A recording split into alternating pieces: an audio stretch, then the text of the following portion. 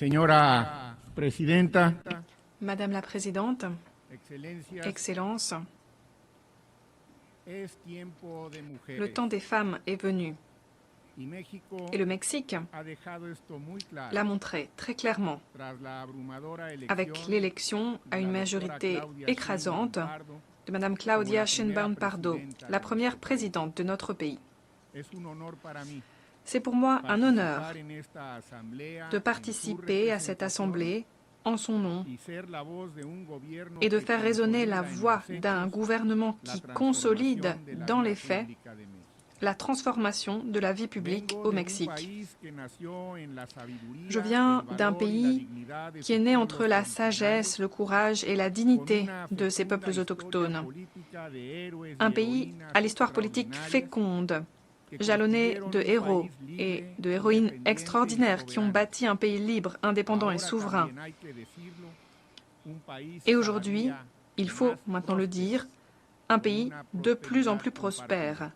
à la prospérité El partagée. pueblo mexicano es un pueblo fraterno Le peuple hacia adentro y mexicain allende est un sus peuple fronteras. fraternel, à l'intérieur comme à Así lo l'extérieur ha de ses demostrado frontières. como miembro Il en a fait la activo y preuve en tant que responsable membre actif dentro de et la responsable comunidad de la Naciones communauté des Unidas, Nations Unies, bajo la premisa de defender en défendant la toujours dignidad la y los dignité et les derechos de droits los des individuos individus y de las et des nations naciones éprises de paix, amantes de la paz, con dans pleno le plein respeto respect a la igualdad de l'égalité soberana souveraine de los estados. de tous les États. El momento histórico que vivimos en México, bajo la Le moment conducción historique de que nous nuestra vivons au primera Mexique, mujer presidenta, sous la houlette de notre se première arraiga a femme un présidente, pensamiento que hemos plonge ses llamado racines el humanismo dans un mode de mexicano. pensée que nous avons appelé El l'humanisme camino mexicain. trazado desde hace 7 años es Le claro chemin que nous traçons depuis tiene una maintenant vocación 7 ans universal. est clair et il a un but universel, Una sociedad en consolider la toute democracia, une société la à libertad, travers la démocratie, la igualdad la liberté, y la l'égalité prosperidad et la compartida prospérité partagée, por el bien de todos, pour le bien de tous primero los pobres. et avant tout des plus pauvres. El eje rector del proyecto es una L'axe visión principal de notre justicia, projet, c'est un une vision de reconocimiento cabal a justice, la dignidad de las la personas reconnaissance y un desarrollo de la social dignité de toutes les inclusivo, personnes sin discriminación. et un développement social inclusif et sans Establece discrimination. una división Ce projet entre el poder vise à político y établir el une poder division económico, entre le pouvoir politique que et le pouvoir avance en el économique. ejercicio de una Il economía vise moral, à que progresser busca la vers l'exercice coordinación d'une y la économie morale, cooperación con actores qui vise externos, la coopération mas no acepta avec des acteurs extérieurs subordinación alguna. sans La accepter soberanía aucune forme nacional de es subordination. irrenunciable. Nous ne renoncerons jamais à notre Esta souveraineté nueva forma de nationale. hacer política Cette nouvelle façon de faire la politique a donné un rôle plus important à des acteurs qui autrefois avaient été négligés, relégués à la marge. Les femmes, les filles, les peuples autochtones ou d'ascendance africaine, les jeunes, les personnes LGBT+, et les personnes âgées. Et les résultats sont là. L'ONU elle-même a reconnu que 13,5 millions de Mexicaines et Mexicains ont pu sortir de la pauvreté grâce à notre politique de justice dans le monde du travail et grâce à nos programmes sociaux. Les inégalités reculent. On construit la paix en endiguant la violence. Les peuples autochtones jouissent aujourd'hui de justice. Notre pays jouit de démocratie. Les libertés sont garanties. La pluralité et le droit à exprimer une opinion contraire sont respectés. La justice fait peau neuve. Et aujourd'hui, une personne autochtone préside la Cour suprême de justice. Nous avons lancé un programme de reforestation qui est le plus ambitieux au monde, avec 100 milliards d'arbres semés.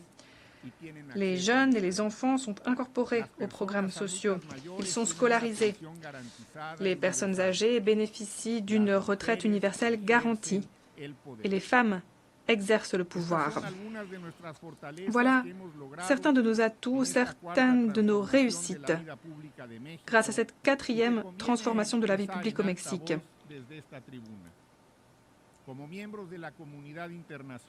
Il est approprié de décrire ici ces réussites à voix haute depuis cette tribune. Nous restons membres de la communauté internationale et à ce titre, les défis auxquels nous sommes confrontés sont énormes. La pauvreté persiste dans un monde où il existe pourtant des richesses exorbitantes. Il existe des pays qui consacrent davantage de ressources au service de leurs dettes qu'aux investissements dans le domaine de la santé ou de l'éducation. Et les dépenses consacrées aux armements ont cru pour atteindre le triple de l'économie mondiale. Le diagnostic est clair depuis longtemps. La course aux armements, la concentration immorale de la richesse entre quelques mains, les violations du droit international et des droits humains sont le combustible qui alimente les guerres et la violence. Le Mexique n'a pas oublié les leçons de l'histoire. Voilà 80 ans, nous avons contribué à créer l'Organisation des Nations Unies. Nous sommes convaincus en effet qu'en tant que nation, nous avons une obligation morale, à savoir contribuer à éviter le fléau que sont les guerres. Ce n'est pas un hasard si les buts et principes de la Charte des Nations Unies se retrouvent en grande partie dans les principes constitutionnels de notre politique étrangère. Autodétermination des peuples, règlement pacifique des différends, interdiction du recours à la force ou de la menace du recours à la force, égalité juridique des États, coopération aux fins du développement et défense des droits humains.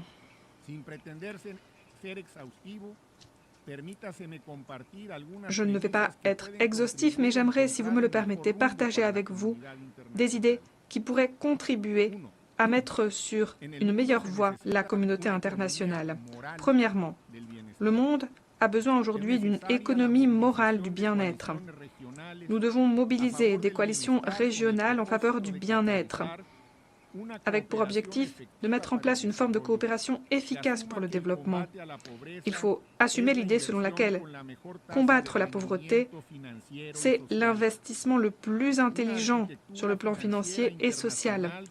Il nous faut bâtir une architecture financière internationale en nous basant sur des critères de bien-être collectif et un commerce reposant sur des règles claires,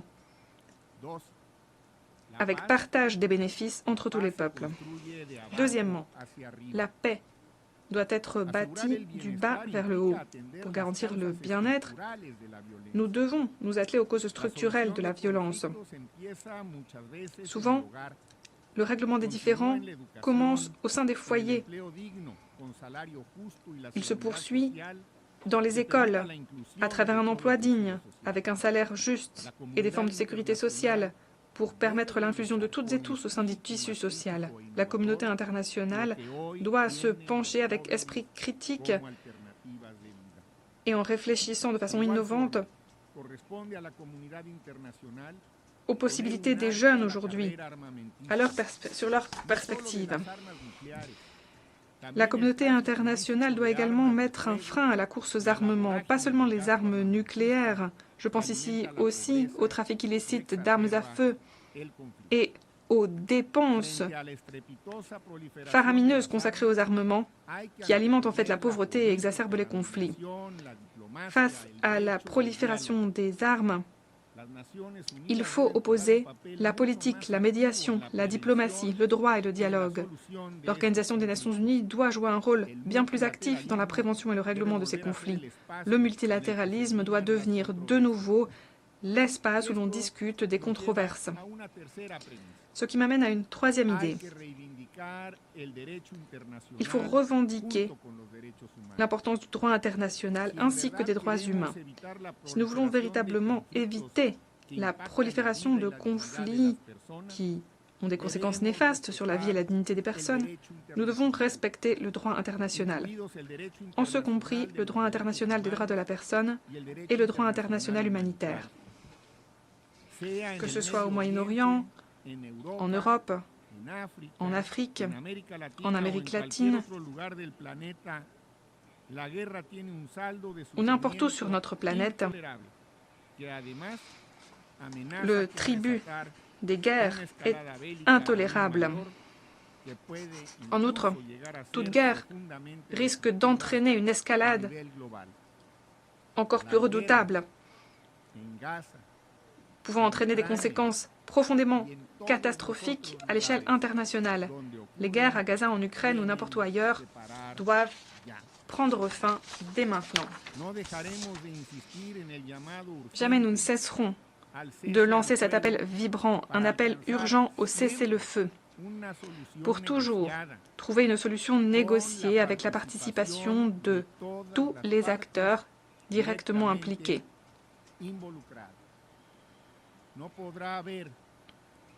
Il ne peut y avoir de solution négociée si l'une des parties à un conflit est exclue. Le règlement de tout conflit doit être diplomatique, sans quoi on ne peut guère parler de règlement. Le Mexique ne cessera jamais d'appeler au règlement pacifique des différends. Et c'est la raison pour laquelle nous condamnons les sanctions et les bouclages commerciaux qui ne font que nuire au bien-être des peuples sans travailler en rien à la construction de régions de paix et de prospérité. Nous répétons ici sans embâche notre position historique en opposition au blocus dont est victime Cuba. Et nous appelons à éliminer ce pays de la liste des États qui supposément appuient le terrorisme. Respecter le droit international, c'est une garantie de paix. C'est l'antidote à cette logique du pouvoir qui nuit aux nations les plus faibles. Comme le disait ce digne représentant des Amériques, Benito Juárez García, la raison et le droit toujours, la force jamais. Madame la Présidente, la lutte pour la justice repose sur une conviction. La conviction selon laquelle nous sommes toutes et tous égaux devant la loi. Nous devons nous respecter mutuellement, nous traiter en égaux, égaux en dignité et en droit. Le Mexique a les droits humains, les libertés et la non-discrimination chevillés au corps. Nous condamnons le classisme, le racisme et toute forme de discrimination, y compris la discrimination en raison de la diversité sexuelle ou de l'identité de genre. Et nous condamnons tout particulièrement la criminalisation des personnes qui, pour une raison ou pour une autre, ont dû quitter leur foyer et doivent migrer, que ce soit pour trouver refuge ou pour échapper à des conditions d'injustice ou de pauvreté. À nos yeux, les migrantes et les migrants sont des personnes titulaires de droits, des personnes qui s'occupent de leur famille, qui contribuent par la sueur de leur front à enrichir et consolider leur communauté d'accueil. Il faut comprendre le phénomène en profondeur, se pencher sur ses causes structurelles. C'est la seule façon de progresser vers un mécanisme de collaboration internationale et régionale pour progresser vers une mobilité qui soit plus sûre et ordonnée. Je le dis ici sans équivoque, le Mexique ne cessera jamais de veiller à la protection des Mexicaines et des Mexicains qui se trouvent à l'extérieur de notre pays et qui méritent tout notre appui et toute l'assistance nécessaire. Et dans ce cadre de justice et de défense de droits, nous voulons inscrire la lutte pour les femmes et pour l'égalité de genre. Car malgré les avancées, les inégalités subsistent, tout comme la violence machiste, aux quatre coins du monde. Un phénomène qui prive de liberté les filles, les jeunes femmes et les femmes dans toute leur diversité. Alors que 30 ans ont passé depuis l'adoption de la déclaration et du plan d'action de Beijing, le diagnostic, tout comme la feuille de route, sont limpides. Nous invitons toutes les nations à se rallier à une mobilisation pour accélérer les progrès vers l'égalité de genre. Dans mon pays, nous avons changé les mentalités et ce changement a été intrinsèquement lié à la lutte pour l'égalité de genre. Aujourd'hui au Mexique, nous jouissons de la parité au sein du pouvoir législatif comme judiciaire et les politiques publiques sont conçues à travers une perspective de genre stricte. C'est inscrit dans notre Constitution. Madame la Présidente, alors que 8 décennies ont passé depuis sa création, l'ONU doit reconnaître qu'elle est à la croisée des chemins.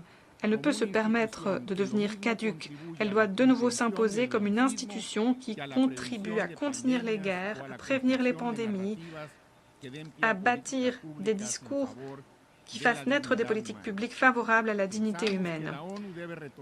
Nous pensons que l'ONU doit de nouveau revendiquer ses principes et ses objectifs, revenir à ses bases fondamentales, à savoir le maintien de la paix et de la sécurité internationale, le développement durable et la protection et promotion des droits humains. Il faut remettre sur la bonne voie ces objectifs. Tout doit tourner autour de cette mission, depuis l'exécution du budget jusqu'au réexamen des milliers de mandats que nous avons confiés au secrétariat, dont une bonne part n'ont plus beaucoup de valeur aujourd'hui. La légitimité de l'ONU dépendra à l'avenir de plus en plus de ses capacités de riposte aux défis redoutables auxquels le monde est confronté. Nous espérons que la prochaine secrétaire générale, et nous espérons qu'il s'agira d'une femme et d'une femme de notre région,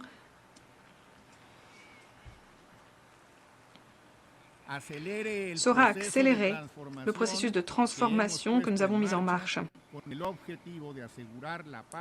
avec pour visée de garantir la paix et la justice, le bien-être et la liberté des personnes, le développement durable de notre planète et la prospérité partagée.